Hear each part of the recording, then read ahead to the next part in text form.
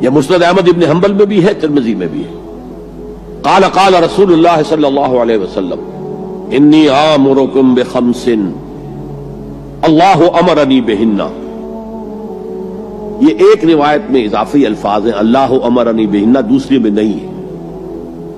انی آمرکم بخمس کے بعد شروع ہو جاتی ہے بالجماعت والسمع والطاعت والہجرت والجہاد فی سبیل اللہ۔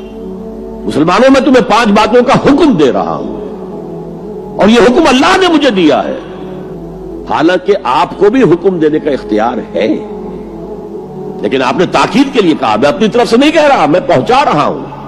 انی آمرکم بخمس اللہ امرنی بہن بالجماعت والسمع والطاعت والہجرت والجہاد فی سبیل اللہ۔ ذرا دیانتداری کے ساتھ ہاتھ اٹھائیں ان مجمع میں سے وہ لوگ جنہوں نے پہلے کبھی یہ حدیث سنی ہے۔ ایک تو ادھر میں نے ہاتھ دیکھا ہے، اس کا چرچا ہی نہیں ہمارے ہاں۔ کیوں؟ یہ اس لیول سے متعلق ہے جس لیول پہ ہم سوچتے ہی نہیں۔ اقامت دین کی جدوجہد، نظام کو بدلنے کی جدوجہد، یہ ہمارے ذہن سے خارج، ہمارے تصور دین سے خارج۔ دیکھیے وہ جو ہے بنی الاسلام علی خمس، اس میں امر نہیں ہے، یہ خبر ہے صرف۔ اسلام کی بنیاد 5 چیزوں پر قائم ہے: شہادت اللہ الہ الا اللہ وان محمد رسول اللہ، واقام الصلاۃ وایتاء الزکوٰۃ وصوم رمضان وحج البیت من استطاع الیہ سبیلا۔ یہ حدیث کس کو نہیں معلوم؟ وطن یاد نہ ہو یہ بات دوسری ہے، کس کو نہیں معلوم 5 ارکان اسلام حضور نے بتائے ہیں؟ حالانکہ وہاں یہ ہے میں تمہیں حکم دے رہا ہوں، اور چرچا ہی نہیں ہے ہمارے یہاں۔ جس گاؤں جانا نہیں اس کا راستہ کیا پوچھنا، جو کام ہم نے کرنا ہی نہیں، اس کے جو لوازم ہیں ان کے تذکرے کی کیا ضرورت ہے؟ یہ ہے ہمارا اس وقت کا عام مسلمانوں کا تصور۔ زیادہ سے زیادہ یہ کہ دین کو پھیلاؤ، یا تو یہ کہ اپنی ذاتی نیکی کا تصور ہے، اور یا پھر اس سے اوپر صرف یہ دعوت و تبلیغ۔ اس سے اوپر کی تیسری منزل جسے اقامت دین کہا جائے، جو خصوصی الفاظ حضور کے لیے 3 مرتبہ قرآن میں آئے، هو الذی ارسل رسولہ بالہدی ودین الحق لیظہرہ علی الدین کلہ۔ کسی اور نبی کے لیے 1 دفعہ بھی نہیں آئے، حضور کے لیے 3 دفعہ آئے۔ سورہ توبہ، سورہ فتح، سورہ صف۔ یہ چونکہ چیز ہمارے ذہنوں سے نکل گئی ہے، لہذا اس کے جو متعلقات ہیں اس کی طرف بھی توجہ نہیں ہے۔ سیدھی سی بات ہے، منطقی بات ہے۔ جس گاؤں جانا نہیں اس کا راستہ کا کو پوچھنا۔ یہ 5 چیزیں ہیں لازم۔ جماعت کی شکل میں رہو، یہ بھی فرمایا علیکم بالجماع، یہ حضور کی حدیث ہے، علیکم بالجماع، لازم جماعت کی شکل میں رہو۔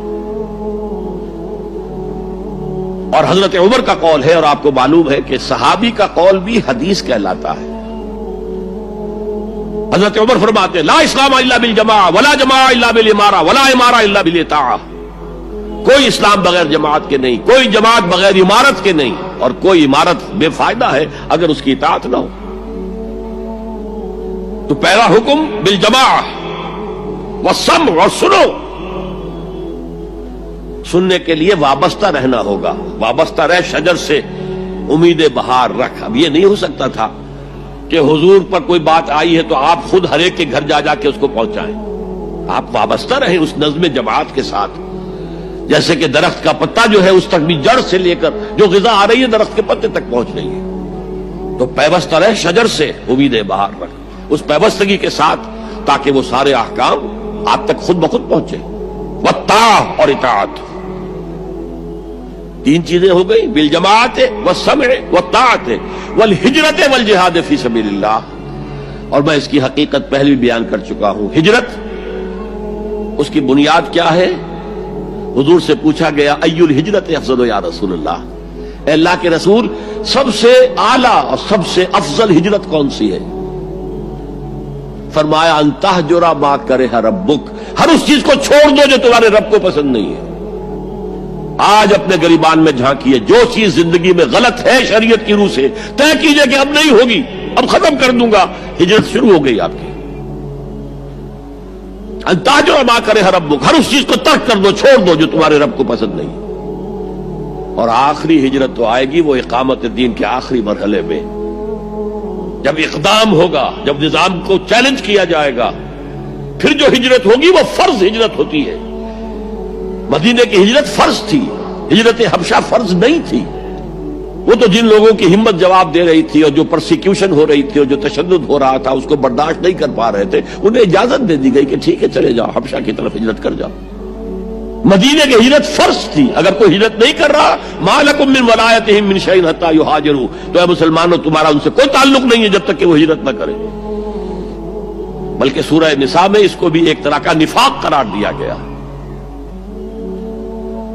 تو وہ ہجرت بڑی ہجرت ہے، گھر بار چھوڑ کر، اور مکے والے جو گئے تھے چھوڑ کر، وہ قریش کے بھیڑیوں کے رحم و کرم پر چھوڑ کر گئے تھے اپنے گھر والوں کو، اور ان کا سارا گھر کا سامان لوٹا گیا تھا، اور اس سارے سامان سے وہ کیپٹل فراہم کیا گیا تھا جس کو لے کر ابو سفیان کا قافلہ گیا تھا شام کی طرف، جس کا حضور نے پیچھا کیا تھا لیکن وہ نکل گیا تھا۔ جب وہ واپس آ رہا تھا تب حضور نے پھر اس کو کنفرنٹ کرنے کے لیے مدینے سے باہر نکل کر پروگرام بنایا، لیکن وہ اللہ کو کچھ اور منظور تھا، ادھر سے لشکر آ گیا اور جنگ ہو گئی، جنگ بدر ہو گئی۔ تو ہجرت کیا ہے؟ شروع سے ہجرت کیا ہے؟ ان تہجر ما کرہ ربک، اور سب سے اوپر کیا ہے؟ گھر بار، اپنے آباء و اجداد کی وطن جہاں آپ کے آباء و اجداد دفن ہے، چھوڑو، جاؤ، اور جاؤ وہاں جہاں پوری طاقت مرکوز ہو جائے تاکہ آپ نظام باطل کو چیلنج کرنے کے لیے ساری طاقت ایک جگہ جمع کر سکیں۔